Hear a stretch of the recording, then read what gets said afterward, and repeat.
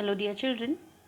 Today's topic is excretory system. We are going to go with the next topic in human anatomy and physiology, which is the excretory system.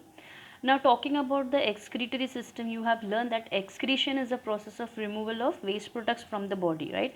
Whatever we take in, okay, whenever the process starts from taking in of the food, which is ingestion, then afterwards the food will be passing through the food pipe or the esophagus, getting into the stomach, then the digestion process, then the absorption, assimilation, and finally egestion, or we also call it as the excretion. Now there is a difference in egestion and excretion also. Excretion is the waste of removal of metabolic waste. When we are talking about egestion, it's the process of removal of feces from the body, right? Which is expelled out through the anus. Now when we are talking about excretion, these products, there are a lot of metabolic waste products which are formed in our body, and to expel this out, to remove this out, we need a different setup for it, right? We need a what we can say, we need a system for that, and that is nothing but the excretory system. When you have learned about excretory system in your lower classes also, so it will be just a kind of a revision for you. Whatever we have done, it will be just a repetition of it. Now there are a lot of waste products which are formed in your body, right? There are large number of waste products. Now here in this lesson, first of all, we are going to study what is the excretory system, what are the excretory products, excretory organs. Then also we are going to understand the structure, the function of kidneys, the blood vessels which are associated with the kidney, the structure and function of nephron, as well as we are going to see what is ultrafiltration, selective reabsorption, and tubular secretion. All this in details we are going to observe. Now there are a lot of waste products which are created in our body. So there is first of all large amounts of carbon dioxide. Now you already know that when you are taking in oxygen, you are giving out carbon dioxide. So carbon dioxide is also a waste product. With this also, water is also a waste product which is formed by the metabolism of carbohydrate, fats, and proteins. So because of this metabolism of carbohydrate and fats and protein, metabolism means what? Metabolism are the activities, or generally we can say the digestive things or the digestive processes which are taking place with carbohydrate and all that. Also because of that, carbon dioxide and water are formed, which needs to be expelled out of the body. Then there are nitrogenous waste like ammonia is there, urea, uric acid, which are formed due to metabolism of proteins in general, and other complex nitrogenous compounds. So ammonia, urea, and uric acids are given by these because of the proteins, I mean the digestion of the proteins and all that. And therefore these nitrogenous compounds, okay, when these nitrogenous compounds are formed, they become toxic, harmful if they are retained inside our body in higher concentration or for a longer period of time. Hence they are sent out with the help of excretory system. Now just imagine that if the carbon dioxide content in your body keeps on increasing, what will happen? There will be a suffocation and a person may immediately die. Imagine all these products like the urea, the uric acid, okay, all these are accumulated in your body, which will be leading to the toxic, okay, it will be leading to the poisoning of the blood, okay, and what will happen? There will be a death. So for this process we need a excretory system so that these products are removed out.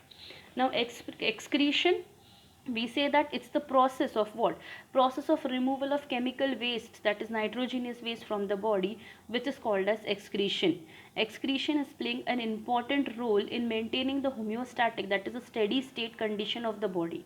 Now as I told you, excretion is different, egestion is different. Egestion, removal of feces; excretion, removal of metabolic waste. So these metabolic waste can be anything. It can be urea, uric acid, it can be carbon dioxide, water. All these are the metabolic wastes. Metabolic waste which are going with the waste which are generated during the metabolism of the body, during the digestion, during the circulatory system, during the respiration. All this is called as metabolic waste. Now organs which are concerned with the formation, storage, and elimination of urine constitute excretory system. So there are the organs which are concerned with what? The formation, the storage, and the elimination of the urine constitute excretory system. Now there might be a confusion that whether we have to call it as excretory system or urinary system. You might have seen in some textbooks it is written as urinary system. Then let me tell you, excretion should not be confused with the defecation, meaning passing out of feces. Okay, that is undigested food through the rectum. As I told you that there is a difference between egestion and excretion. Excretion is not to do anything with the removal of undigested food or feces from the rectum. So similarly, passing out of carbon dioxide through the lungs is a part of respiration and not excretion. Now here, when the carbon dioxide is given out from the body, it is a part of respiration and not the excretion. Okay, and human's term urinary system is appropriate than the excretory system for the elimination of nitrogenous waste products. So urinary system is more appropriate than excretory system. Now you must be thinking that carbon dioxide through the lungs is a part of respiration and not excretion. Then why is carbon dioxide being large amounts of carbon dioxide are produced? So why do we call it as a metabolic waste product? So we can say that the carbon dioxide which is present in the blood or in some small traces needs to be removed out. So that time we can call it as a part of respiration. I mean, we can call it as a part of, sorry, excretion. Okay, and when it is expelled out from the lungs, we call it as a part of respiration. Okay, so that is what I wanted to tell you. But let us see now, when we will be learning it ahead more and more, you will be understanding it clearly. Now, what are the substances in general removed out of the body? So there are many chemical substances which are regularly formed in the body and that are absorbed through the food, and that must be eliminated. So first thing is carbon dioxide and water as respiratory products. So let me tell you, these are respiratory products. We will be giving it as a term as respiratory products and not as a metabolic one. Then nitrogenous metabolic waste, excessive salts, vitamins, water and bile pigments, which you have seen in 7th. You have learned this in 7th. First, carbon dioxide and water. So every living cell is liberating energy by oxidizing glucose with the production of carbon dioxide and water. So you know this, during the process of during the process of respiration, carbon dioxide and water are given out. Carbon dioxide is given out through the lungs and extra water is released out from the body in the form of sweat. So when you sweat, this water is given out of your body. Then the second one is the nitrogenous waste, which is including what? Urea, uric acid. Now where is this formed? Urea, uric acid, ammonia, these are formed in the liver. Okay, so how are they formed in the liver? Because these are produced in the liver from the dead protein which is remaining in the other tissues. So extra amino acids, okay, extra amino acid, that is digestion product of protein. Protein is broken down into amino acids which cannot be stored in the body. They are then broken down. They are then broken down into liver to produce usable glucose and urea, which has to be excreted out. So where is this urea and ammonia produced? They are produced in the liver. So in the liver, mainly the proteins is broken down into amino acids. So the extra protein which is there, that is either used for the storing of the glucose and the remaining is given out as the form of urea. Now urea is to be excreted out. Urea is a very poisonous substance. Okay, it's highly poisonous, and if it is allowed to accumulate in your blood to a certain level, it can cause death. So urea needs to be eliminated out of your body. Now urea is excreted out through the kidneys. So where is urea excreted out? Through the kidneys. And where is it formed? It's formed in the liver. It's formed in the liver by whom? By the dead protein. Okay, then excessive salts. Now salts such as sodium chloride and even some excess water soluble vitamins B and C need to be eliminated, and salts are also given out through the kidneys. Now let me ask you a question, from where do these mineral salts comes? These mineral salt may enter the body from certain medications also, if you're undergoing any medicines. So that time also it can be expelled out of your body. Sometimes you observe your urine becoming very yellowish in color. It's because of these vitamins which have been expelling out. Okay, then water is taken in the form in with food and beverages in a large quantity, and this excessive water has to be removed. So excess quantity of water, which incidentally also serves as a useful purpose for dissolving harmful minerals to carry them out. So sometimes in this water also the harmful minerals are mixed out and the water is then expelled out from the body, as well as water is expelled in the form of sweat. Then we have the bile pigments. Now bile pigments is chiefly the yellow, we call it as bilirubin, and these are the breakdown of the products of hemoglobin and RBCs. So RBCs and hemoglobin break down to form the bile pigments. The liver cells, what do? They will extract it from the circulation and then secrete it into the bile juice, which is poured into the duodenum through the common bile duct. So these particular we can say that the bile pigments, which are the breakdown products of hemoglobin and the RBC. So the liver cells which are there, they will be taking this for the circulation, and then for the circulation they will be taking this, as well as they will be secreting a juice and they will be pouring it into the duodenum. Duodenum is a part of the small intestine, and it will be going from the duodenum through the bile duct. Okay, now these pigments are modified in the intestine to the pigment that give feces to yellowish brown color. Some of these pigments are excreted in the urine, so that's why sometimes the urine color is pale yellow. So these pigments are modified in the intestine and they have to be removed out from the body. Now excretion is, thus we can say, the removal of harmful, unwanted and nitrogenous products in the body. So we have seen few waste products, which is nothing but nitrogenous waste, excess salts, water, bile pigments and carbon dioxide and water. Now what are the different excretory organs? So we can see that the excretory organs here are, the kidney is one such excretory organ, skin, lungs and liver.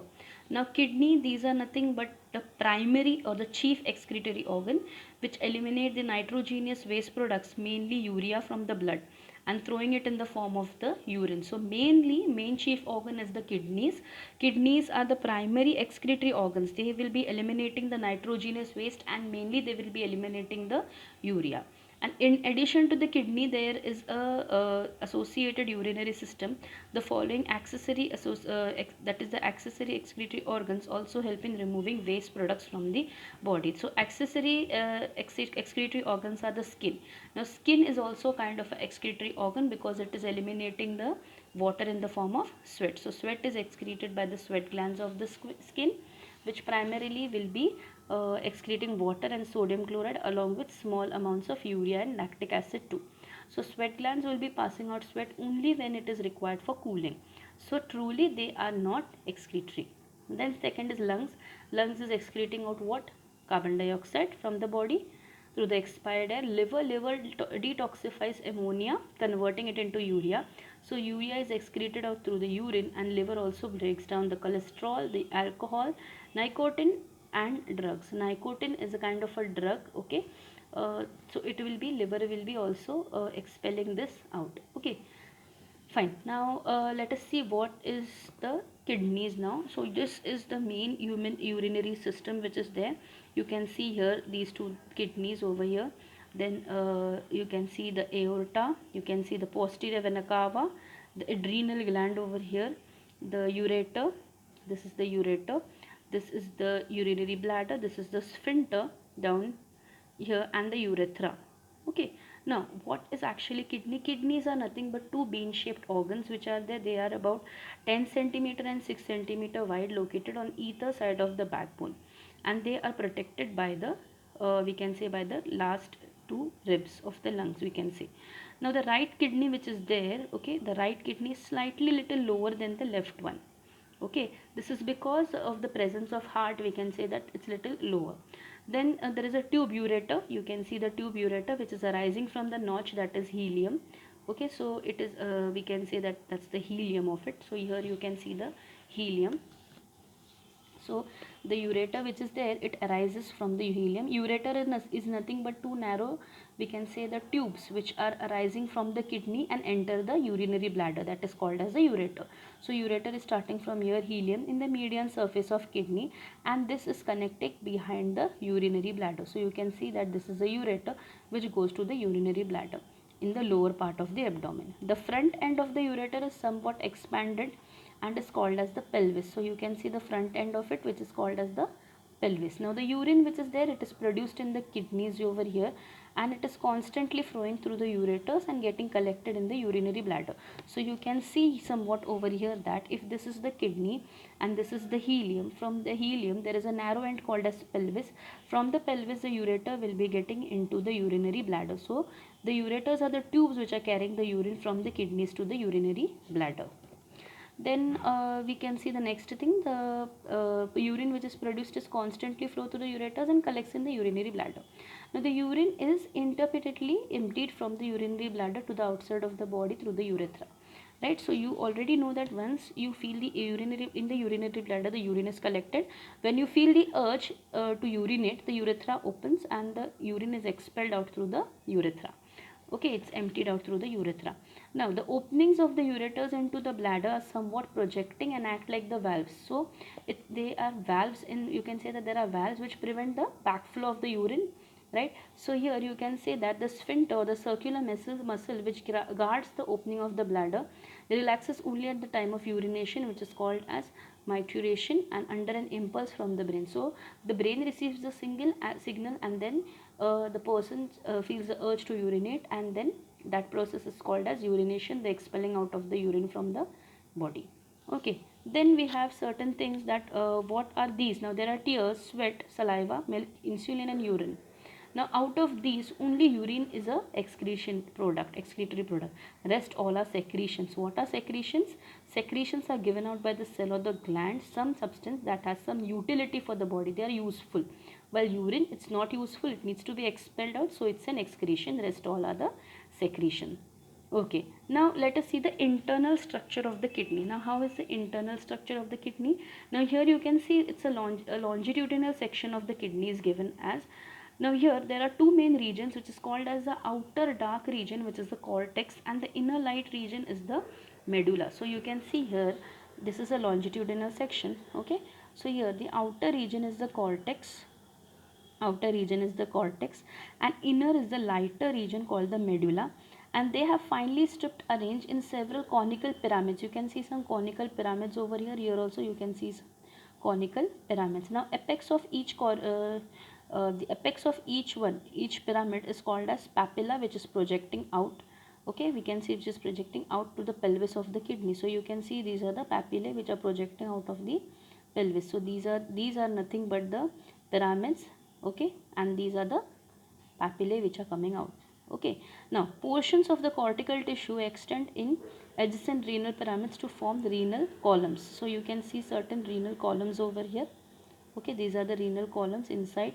Okay, so papillae are, we can say that portions of the cortical tissue extends in between adjacent, these adjacent means side by side, these are the pyramids, and in between these side by side pyramids, these are the renal column into it.